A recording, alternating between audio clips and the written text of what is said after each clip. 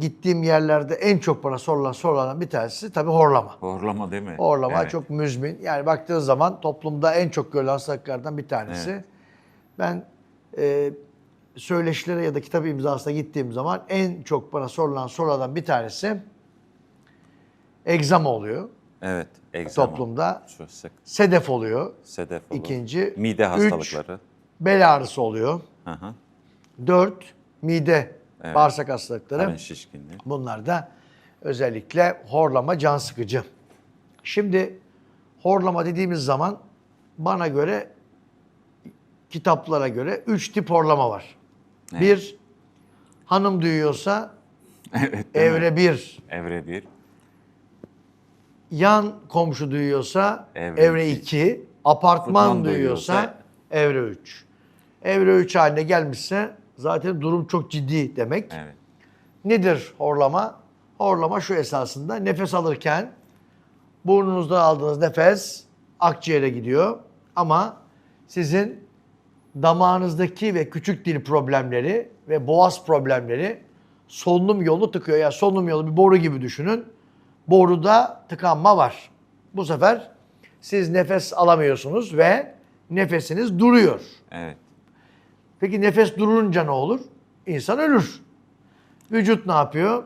Nefesiniz durunca 3 saniye, 5 saniye, 10 saniye kanda oksijen azaldığı zaman bir nefes Direkt çekiyorsun tepki olarak ve Patlarcasına Patlarcasına ses.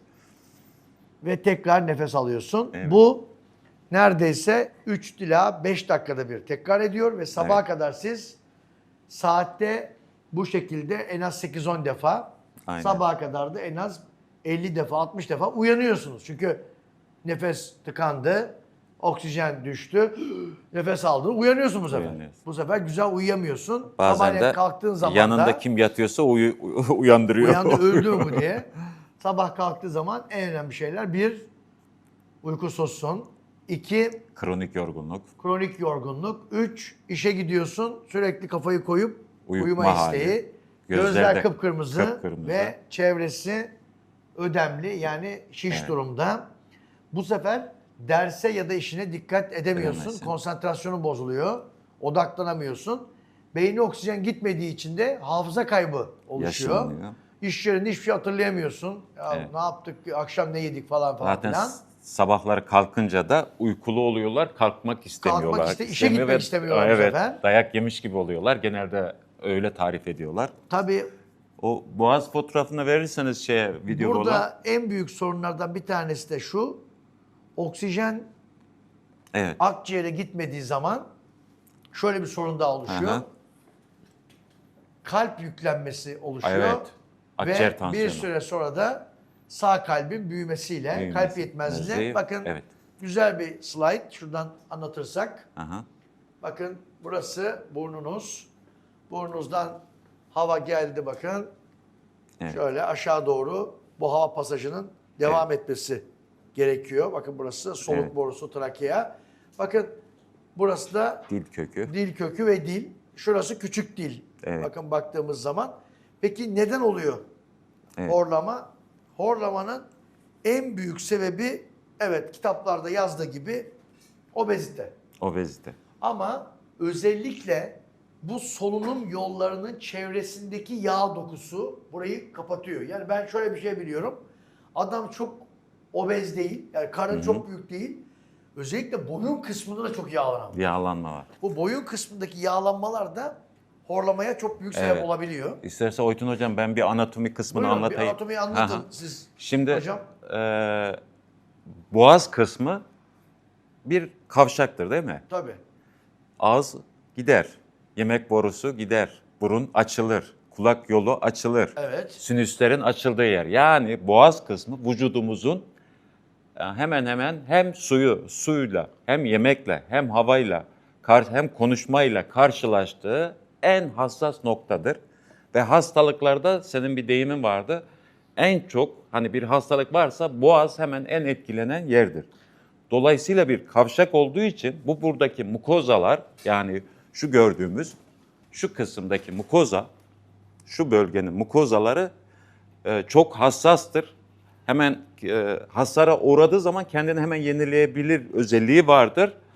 Ancak burada bakın yemeklerle gelen mikroplar, havayla gelen mikroplar, içtiğiniz suyla gelen mikroplar ilk önce burada yakalanır. Dolayısıyla bu bölgede makrofajlar, nötrofiller değil mi? Gibi bağışıklık sistemi hücreleri çok yoğun olduğu bir bölgedir. O yüzden sık sık boğazım ağrıyor dersin. Çünkü ilk önce mikrop oradan yakalanıyor ki aşağı hem mide hem akciğerlere gitmesin diye. Dolayısıyla buralar çok hassastır. Şimdi buralar eğer çok fazla enfeksiyon hastalıkları geçirmişseniz, çok fazla gribal enfeksiyon geçirilmişse, işte dediğiniz gibi çok fazla kilo alınmışsa, ondan sonra akciğer hastalığınız varsa, Tabii bir de metabolik hastalıklarınız varsa, alerjiniz varsa, varsa, aynı şekilde bu kronik bölge- sinüzitiniz varsa, kronik sinüzit tabii ki evet, bu bölge şiş bu ve bölge, önemli oluyor. evet, bu bölgedeki hücreler vücudun en hassas hücreleri olduğu için bu bölgedeki hücreler, yani şu mukoza dediğimiz cilt epitelimiz aslında ağzımızın içindeki gibi bir cilttir. Burada şişlik olur, kızarıklık olur. Ondan sonra işte ödem olur.